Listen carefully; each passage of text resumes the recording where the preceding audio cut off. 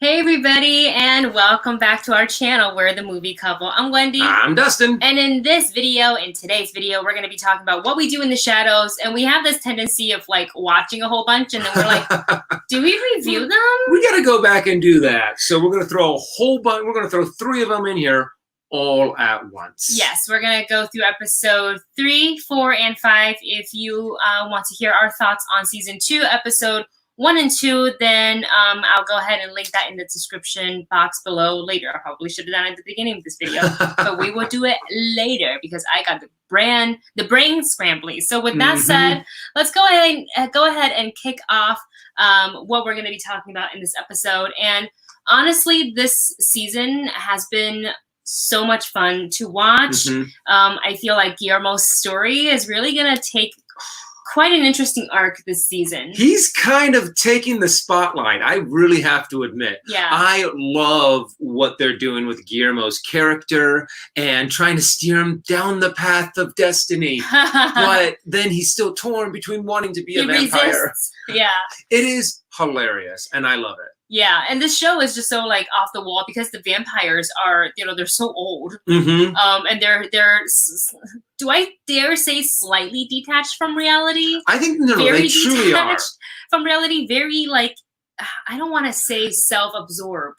Well, no. But they kind of live in this bubble. Well, no, that makes a lot of sense because you would think that someone that has lived for hundreds of years would know about all this technology and stuff because they've been around seeing it since the beginning. Yeah.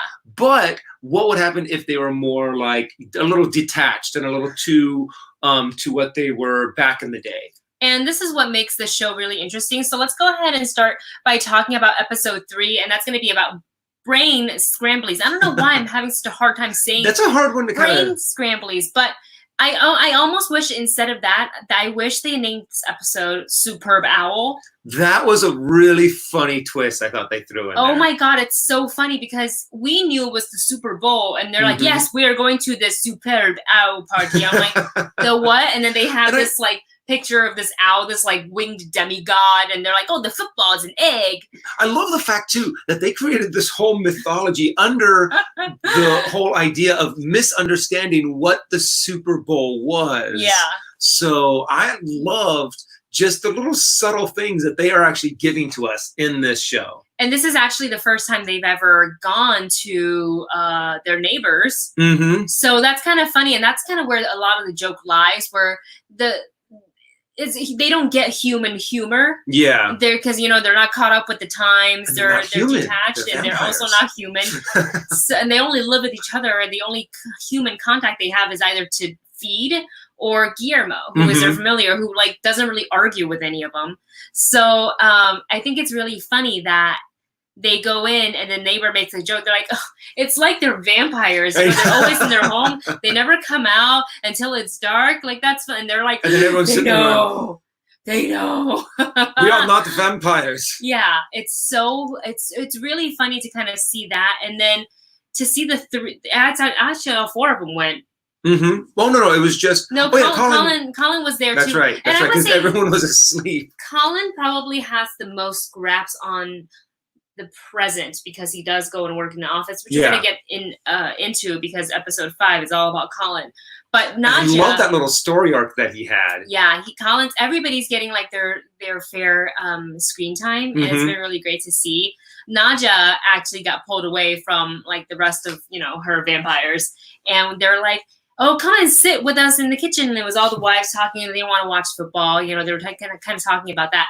And what's funny is she meets Sean's mother, and there's this whole backstory there. Basically, long story short, she's kind of like, all right, Joni, where is it? Where's my necklace that contains my dead mother's scream? Right, and I love the fact that she was the little girl, that Sean's mother was the little girl that Nadia used to torment and torture back in the day. And she was like, don't you look familiar? She's like, I don't know what you're talking about. Oh my gosh, it's really, really great, like all these separate storylines, because then later she goes and torments Joni some more. And she was like, where is it? Where's my necklace? And then poor Joni, because she's old, all the wives are like, oh, it's okay. Sorry about that, Nadja. And I was like, oh, yeah, they just don't believe her. They think she just has like some kind of dementia or something.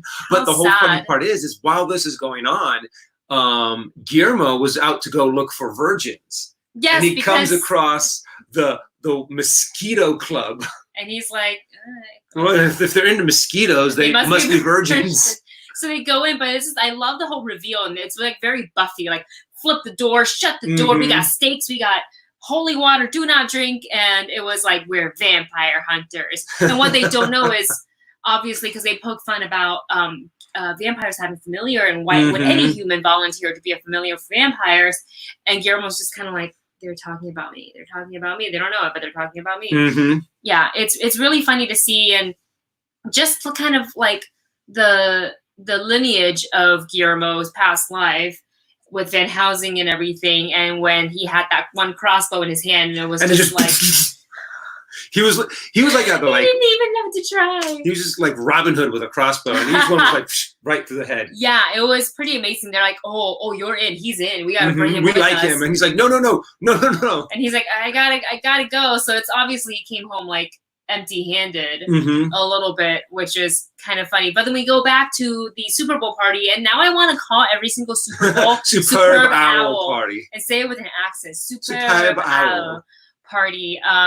Basically, they think that Sean's got them figured out. And then we're talking about Nandor and Laszlo. And he's like, let's go take a tour. Let's take a look at your basement. And it was funny that they had you want a tour? Various like props and stuff like that from other shows and geek stuff. But they ended up wanting to erase his memory. But they overdid it. Double hypnosis. A double hypnosis. And I feel like with Nandor and Laszlo and all of them, they have really good power, but I feel like sometimes they don't use them correctly, because it's either not enough or too much. There's no middle ground with these guys. So they ended up erasing Sean's memory altogether. Entire memory. He's like, so wait, who are you and who am I? And it's like, uh-oh. And they break the fourth wall, because Sean didn't even question that like the camera crew was there. Yeah, I forget that they were there half the time. I love the fact too that every now and again they're going to acknowledge it. Like I think the grandmother acknowledged it. Did she? I don't remember. Because when they first introduced her, she's like, "Oh, what are all the cameras?" Oh. And everyone else is perfectly fine with it, but of course the one oddball in the room is the one that presents it to the audience, kind of a thing. Just a little reminder, everyone. Like, hi, by the way, we're here. So what happened after that? They're like, well, I mean, the only thing we can do now is to kill him, you know? But of course, before they do that, they're like, Sean, we're going to give you the best day ever. They show him that vampires can fly, can crawl up walls, can turn into a bat. What else can they do? Summon dogs, right? It was summon animals, talk to animals. And he was like, oh my God. And Sean just was not like into it, but they misconstrued that with like, he loves it. Let's do more. Oh, poor Sean. But there was a happy ending to this, because Sean's wife, who was actually feeling kind of underappreciated, he saw her and he's like, who are you, my darling? And just kind of like rediscovering who's that beautiful creature. Yeah, and she was like, who, me? And then they start making out. Yeah, it was a nice end. It was a good season. It was a good episode 3 that just kind of continues on the track of like not veering too much. It doesn't feel like a filler episode, because it did progress various stories forward, such as Guillermo's. Yeah.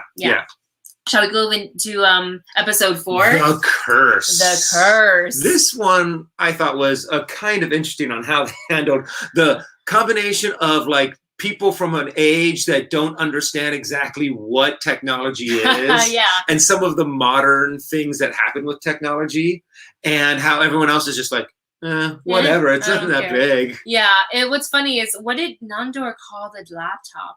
Something box. Oh, he's like his magical box, or something like that. Yeah, and I was just surprised that he even has like checking fan mail, or there's like a newsletter that he sends out. I'm sure Guillermo does it for him, but I think it's funny that this one time he wants to do it himself, and he clicked on a spam, which is like, and how old is that email?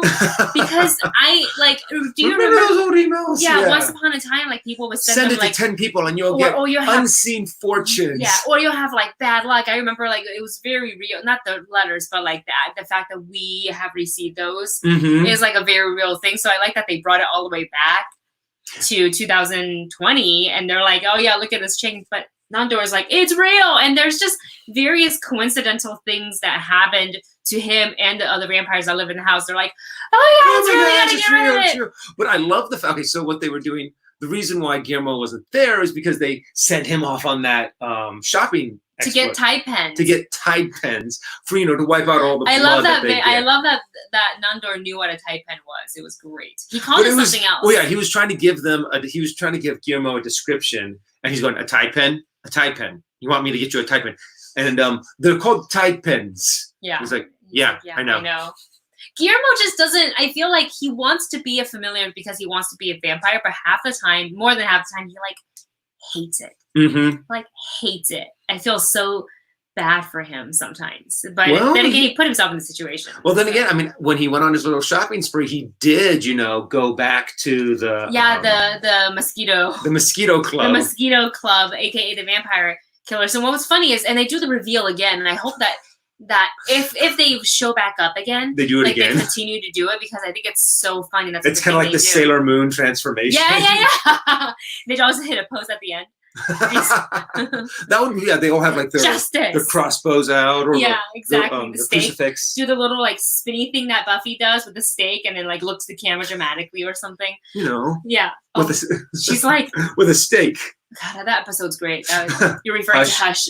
So didn't it win an Emmy or something? Yes, it did win some really cool. I think it won 1 or 2 awards. My God, I could talk about Buffy on a whole new video, but we're not going to do that. We're going to stick with what we do in the shadows. So basically, they announced the Vampire Hunters group. We're going on a hunt. We found a Staten Island house. It's got these topiaries that are kind of like adult themed-ish. And nobody ever comes out, and Guillermo's like, "Oh my gosh, they found us. This is our house," and he's trying so hard to convince them that it's not his house, and ended up going with them. And then what was the best part? It was like the camera crew hops out of the van, and Guillermo's like, "It's not our house." So he's so happy. It's not our house. So happy. But what's interesting that it actually was a vampire house. Oh. And it was really creepy. They did a really good job on really adding some creep factor when they were in there, and it was really fun. Yeah, it was I have to admit, the whole reveal of the vampire family. I think the creepiest part was the twins in their bed, and then it came up, and then every time like the light flashed, they were like closer, closer, closer, and it was like ah! And of course, mayhem happens, and these vampires were vicious, but they were also still like not good at killing because most everybody survived, unless they were doing like the cat thing where they're like wanted to like play with their like a hunt. That could be a very good excuse, is that they were more hey, someone happened to walk into their lair, so we're just going to we're not going to turn this down, we're going to play with these guys and then kill them and eat them. Exactly. But unfortunately, they got Guillermo was to the rescue, and he turns into this flurry super vampire hunter. Super vampire hunter. He's like it was so good. My favorite was like we won't do the hand gesture, but he's like, see you later, breaks out the window and middle finger up. It was it. I was like, yeah, Guillermo. Yeah. So there was that, and but there was one victim, and it was the guy who they borrowed the car from. How sad. They're like, well, his mom still needs it. So they have in the morning, and I'm like, what? How are you gonna explain her son not being there? How are you gonna do this? He ran away to study mosquitoes. What? I don't know. So at the end of the episode, we come back to the house, and of course, by then they think that they had resolved the curse because they got in some various emails that they sent their 10, and they were happy about it. And like a very touching moment between Nandor, a little bit. Nandor and Guillermo I think Nandor was so traumatized by what had happened. It was so scary. It was so scary that he was like, Guillermo, please stay with me until I sleep. And Guillermo's like, okay. And he closed the coffin, he starts to leave. He's like, I'm not asleep yet. Sit down. So he sits down and tries to wipe Takes the out blood. the Tide pen. But I love the little gag at the end. Yeah. Before they put him to bed, Mhm. and Guillermo comes in. He's covered with blood from fighting all these vampires. Yep. And he still has his bag of Tide pens. And Little he goes, plastic bag. "Oh, the Tide pens were on sale." Yeah. And in the email, it was saying, if you send this to 10 other people, unforeseen riches. And Nandor's like, unforeseen riches for the change. Just so stupid. I thought it was a hilarious little gag for them to now am confident that the curse has been lifted. It's so good. It's so good. And then at the end, Guillermo's just sitting there trying to wipe all of this blood. He's gonna need all the Tide pens. Trying to get it off. He just needs to, you know how you hold it down to let the liquid out? Uh-huh. The Tide pen, he just needs to shake it up, push it down, and You just let keep it on trying to get all the blood. he might as well just throw it what he was wearing. It was like a head to toe horror movie style blood. It was amazing. And I see just really quick going to the chat, late to the party says, Bloody effing Mary! Bloody Mary! That's right. Also, I will never stand in front of a mirror and say Bloody Mary. And nope. Mirror, or Candyman. Or that, because I know it's not real, but you know what? White test. White test fake. Okay. Final episode 5, Colin's promotion! This, I have to admit, Colin has really grown on me. I mean, he's always been that fun little side character that just his complete deadpan and loss of emotion is just so entertaining and fun to watch. Yeah. But to see him kind of grow his powers and you can see what he's truly capable of is really, really fun. I feel like Colin, out of all the vampires, have the wordiest of lines. Because that's the type of being an energy vampire. So he just drones on and on and on and on. And I wonder if they let him go off the script.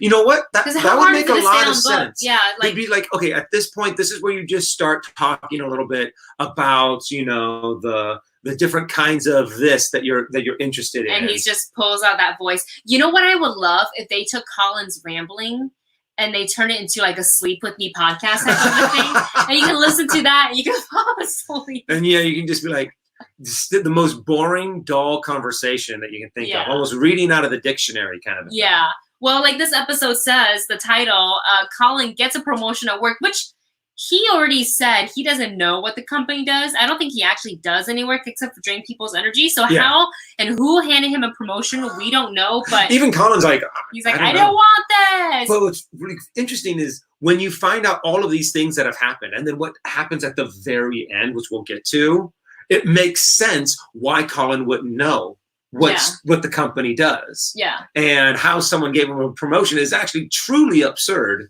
But then he becomes the boss and everyone now has to listen to him. Yeah. So with this new power comes new power in a sense, Yes. He's starting to get more, he's now having control. Because they have to listen to him because he's the boss. What was really the polar opposite of that is he didn't care about the co-workers. They were just like a snack. Yeah. For him, essentially, just before the promotion, just because he valued more of his time with his roommates. But the vampires, the blood vampires, don't really see the energy vampire as a true vampire. Even though they all live in the same house, they shun him a little bit, and especially in this episode because they're trying to rotate their artwork. And Colin's like, well, what about this one? They were just so mean to him, and he was just kind of like, I guess I'll go. And later, of course, he turns that on him. And I want to dive into the artwork here because Late to the Party has a really great point that the artwork was beautiful in this episode. It was. I have to admit, it was really well done. I have to. If they auction that off, at the end of the season for the show, people would pay big bucks to buy it. Especially the one that has Nandor in it. The one in this episode, right? Yeah, Where he's burning down Naja's village. Screaming into the wind. Before I was even born. You will never forget my name. We didn't hear the name. But then they figured out because they're like, well, what did they say? What was that Persian Frank? On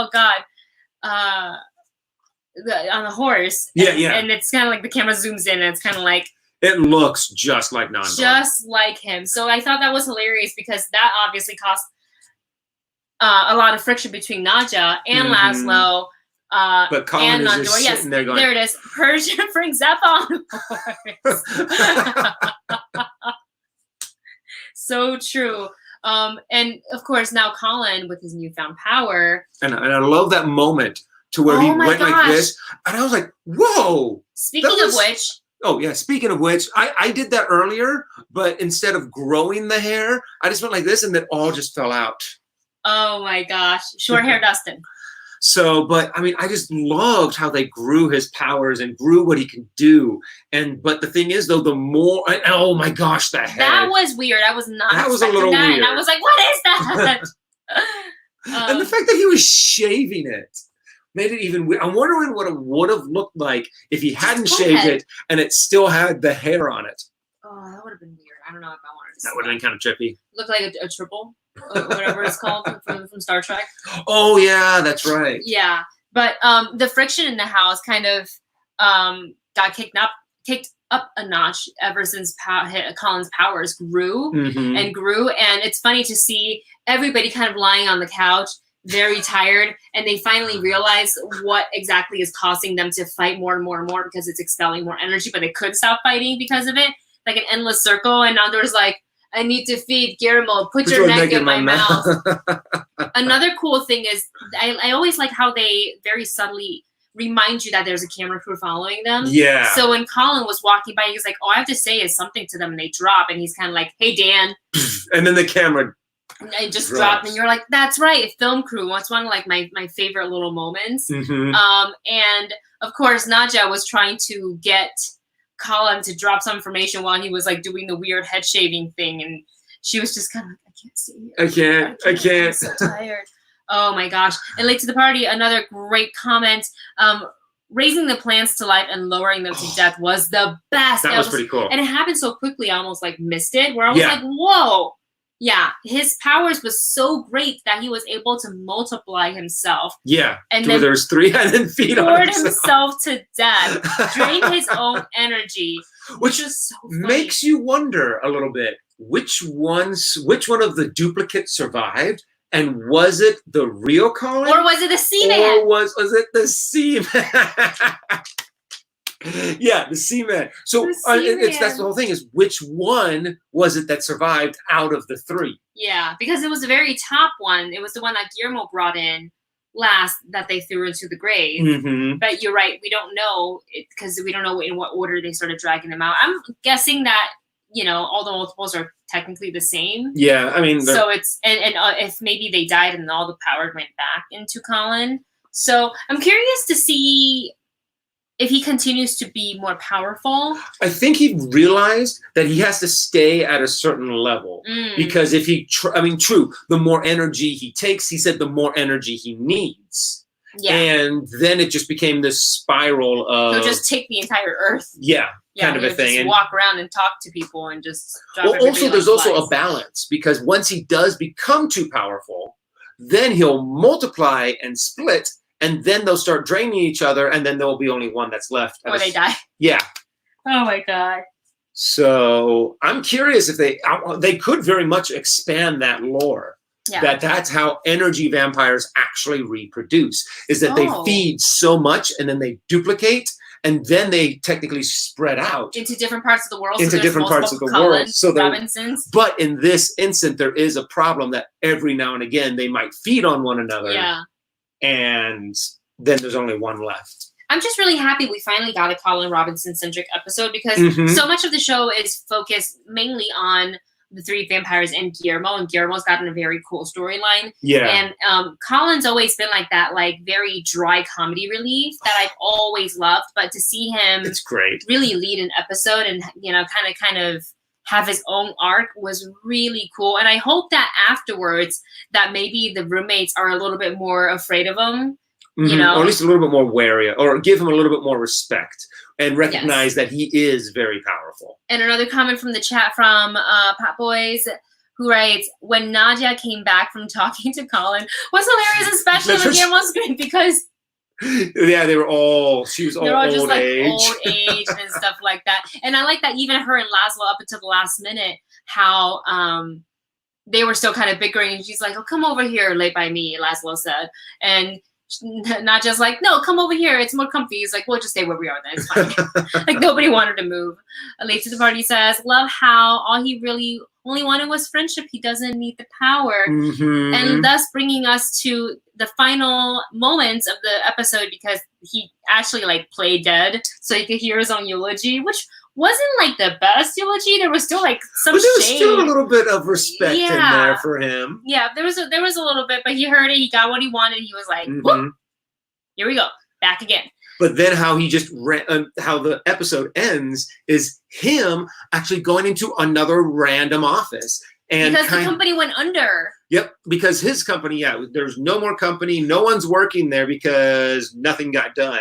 Because everyone passed out and fell asleep. Yep. So he went off to another company, and now he's starting at the same level, but yet he doesn't get hired or anything. He just goes in there, pretends to be a new hire, and then just starts feeding on people. So I wonder if he doesn't like work, he doesn't actually get hired. Where does the money come from? Oh. Very well. Maybe he's still able to kind of weasel his way into getting. This is true. He can drain people's energy and talk them to death until they hire him, and then he gets a little bit of money. But I love that at the end it's kind of perfect circle back to the. And people are just like, "Do you need a lozenge?" Yeah, exactly. Late to the party says, in the world of what we do in the shadows, their eulogies were poetry. We couldn't agree more. Oh, it's been so much fun watching all the episodes. It's certainly a nice break in our regular schedule. So we always look forward to more episodes. So hopefully we'll get into the habit of actually reviewing the episodes, not like in clumps, in groups, but usually after we watch it. Sometimes we just get so excited, or sometimes we watch really late at night and then we're just and then we're like tomorrow. And then we procrastinate. We're like tomorrow. And then like 3 weeks later, we're like, we have 4 episodes to review. So we hope you guys enjoyed our talk about what we do in the shadow. We certainly love the show. It's on FX. It's also on Hulu. So we hope you guys will check it out. If you haven't yet, watch the movie. If you haven't yet, it is awesome. It's one of my favorite movies really by fun. Taika Waititi. It's amazing. Thank you so much for watching and tuning in. Don't forget to like, share, and subscribe. Thank you so much for watching, and we will see you guys very, very soon. Bye!